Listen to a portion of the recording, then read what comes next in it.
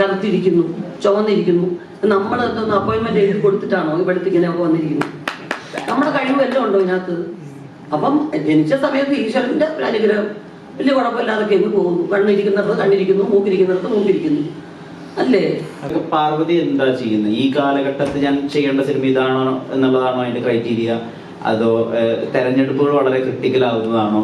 എന്താണ് നല്ല സിനിമ മാത്രം? അതായത് ചാർലി തൊട്ടോ അല്ലെങ്കിൽ നിതിനമയി തൊട്ടോ നല്ല സിനിമകളെ അധികം കണ്ടിട്ടുള്ളൂ. ആ നല്ല സിനിമ ചെയ്യാൻ എന്താണ് നിങ്ങളെ ഫോഴ്സ് ചെയ്യുന്നത്? അത് വിഷ്ണു എങ്ങനെ മറ്റേ ടെസ്സയുടെ ഒരു ലൈനില്ലേ, ഒരു പ്ലാനും ഇല്ലാതെ ജീവിക്കാം എന്നുള്ളതാണ് പ്ലാൻ എന്നുള്ളതാണ് എൻ്റെ ഒരു മെയിൻ സ്ട്രാറ്റജി. അത് തുടക്കം മുതലേ അങ്ങനെയാണ്. ചേച്ചി ഒരു ഇൻ്റർവ്യൂവിൽ പറഞ്ഞിട്ടുണ്ട്, സിനിമ നമ്മൾ തിരഞ്ഞെടുക്കണം, നമ്മൾക്കായിട്ട് അത് ചെയ്യാൻ പറ്റില്ല എത്ര നമ്മൾ പ്ലാൻ ചെയ്താലും. ഈ സിനിമ വന്നത് 2018 ക്രിസ്റ്റോനെ മീറ്റ് ചെയ്തു, 22 ഷൂട്ട് ചെയ്തത്. അപ്പം ഞാൻ എത്ര വിചാരിച്ചാലും 22 എനിക്കത് ഇറക്കാൻ പറ്റില്ല.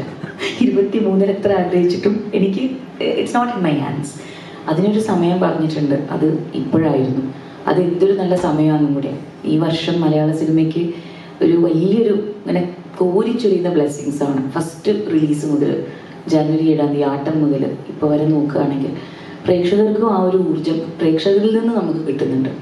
സോ കറക്റ്റ് സമയത്തിന് നമുക്കത് റിലീസ് ചെയ്യാൻ പറ്റി എന്നുള്ളത് ഒരു വലിയൊരു ബ്ലെസ്സിങ് ആണ്. പിന്നെ ഞാൻ ഈ ചെയ്യാതിരിക്കുന്ന സമയത്ത്, മലയാളത്തിൽ സിനിമ ചെയ്യാതിരിക്കുന്ന സമയത്ത് ഞാൻ തമിഴിലും ഹിന്ദിയിലൊക്കെ ചെയ്തിട്ടുണ്ട്. അപ്പോൾ അത് ചെയ്യുന്നതിൻ്റെ ദൈർഘ്യവും അത് ഫിനിഷ് ചെയ്യുന്നതിൻ്റെ ആ ഇടവേളയാണ് സത്യം പറഞ്ഞാൽ വരുന്നത്. പക്ഷേ വിഷ്ണു ആലോചിച്ച പണ്ട് മുതലേ ഇങ്ങനെ തന്നെയാണ്. ഒരു വർഷത്തിൽ 1-2 സിനിമയെ ഞാൻ ചെയ്തിട്ടുള്ളൂ. അത് തന്നെയാണ് ഇപ്പോഴും കണ്ടിന്യൂ ചെയ്യുന്നത്. അതിന് വേറൊരു നാരേറ്റീവ് ഇല്ല സത്യം പറഞ്ഞാൽ. ഞാൻ ഒരിക്കലും മലയാളം വിട്ടിട്ട് ഒരു ഇടവേള ഞാനായിട്ട് ആഗ്രഹിക്കില്ല എന്തായാലും. പക്ഷേ ചേച്ചി ഇപ്പം കഴിഞ്ഞിടയ്ക്ക് ഈ ഒരു സിനിമയുമായിട്ട് ബന്ധപ്പെട്ട ഒരു ഇന്റർവ്യൂ കൊടുക്കുന്നതിനിടയിൽ ചേച്ചി പൊളിറ്റിക്കൽ ഇൻകറക്റ്റിനെ പറ്റിയൊക്കെ ഒരുപാട് സംസാരിച്ചു. പൊളിറ്റിക്കൽ ഇൻകറക്റ്റ്നെസ്, ചേച്ചി ബോഡി ഷേമിങ്ങിനെ പറ്റി.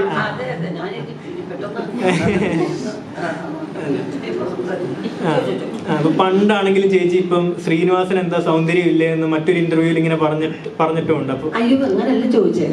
അതിന്റെ ചോദ്യം അവർ ചോദിച്ചത് പലരും ഇത് മാറ്റി മാറ്റി തെറ്റിദ്ധാരണയാകുന്നുണ്ട്.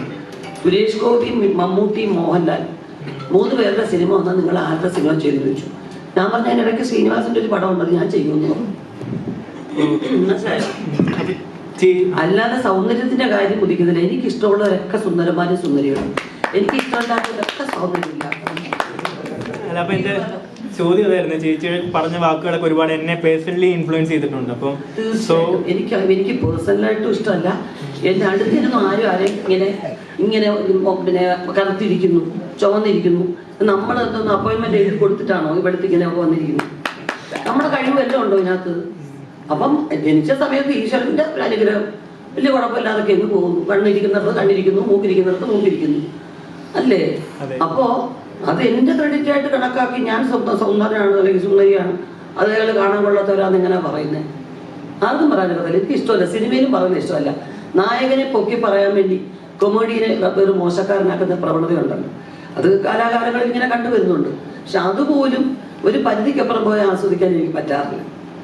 അയാളുടെ ഏരിയയിൽ അയാളുടെ ഹീറോ അല്ലേ, അയാളുടെ വീട്ടിലെ അയാളുടെ കൂട്ടുകാരുടെ ഇടയ്ക്ക് അയാളുടെ കുടുംബത്തിൽ അവരുടെ മക്കൾക്ക്. അപ്പൊ അത് കുറെ നേരം കണ്ടോണ്ടിരിക്കും, അച്ഛനെ കളിയാക്കൊണ്ടിരിക്കുന്നത് എത്ര മക്കളാണ് ഇഷ്ടപ്പെടുന്നത്. പിന്നെ അതിപ്പോ ഒരു ശീലമായതുകൊണ്ട് പിള്ളേരൊക്കെ അതിന് കണ്ട് ഇത് ചെയ്യുന്നു. പക്ഷെ പേഴ്സണലി എനിക്ക് ഇഷ്ടമല്ല. എങ്കിലും ചേച്ചി സൗന്ദര്യത്തിനെ ഡിഫൈൻ ചെയ്യാൻ പറയുവാണെങ്കിൽ ചേച്ചി എന്തായിരിക്കും പറയാ?